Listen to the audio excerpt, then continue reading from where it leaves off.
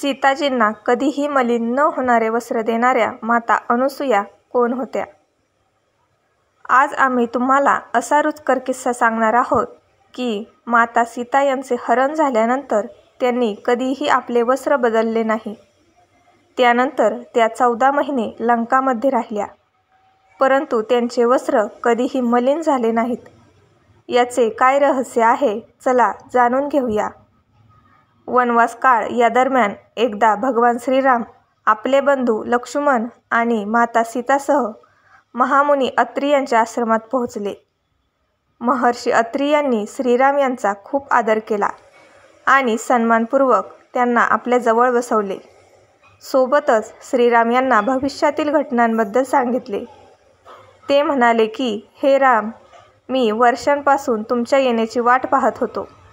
त्यानंतर त्यांनी श्रीराम आणि लक्ष्मण यांना अनेक प्रकारच्या अस्त्र आणि शस्त्राबद्दल ज्ञान दिले आणि दिव्य आयुध प्रदान केले.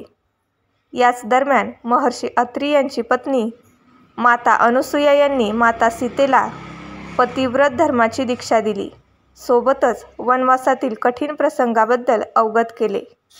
यानंतर माता अनुसूया यांनी माता सीतेला दिव्य आभूषण आणि वस्त्र उपहार स्वरूप दिलेत व हे सांगितले की, हे पुत्री, हे वस्त्र आपल्याला भविष्यात खूप कामी पडतील, कारण भविष्यात अशी वेळ येणार आहे, तुम्ही कितीतरी दिवस स्नान करू शकणार नाही.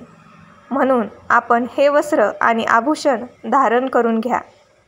यांना धारण केल्याने तुमचे रूप आणि सौंदर्य असेच राहील आणि हे वस्त्र कधीच मलिन होणार नाही. तसेच हे वस्त्र भविष्यात कधीही फाटणार नाही. माता अनुसूया यांच्या सांगण्यावरून माता सीता यांनी हे वस्त्र आणि आभूषण धारण केले. मान्यता आहे की हे वस्त्र माता अनुसूया यांना देवतांकडून प्राप्त झाले होते.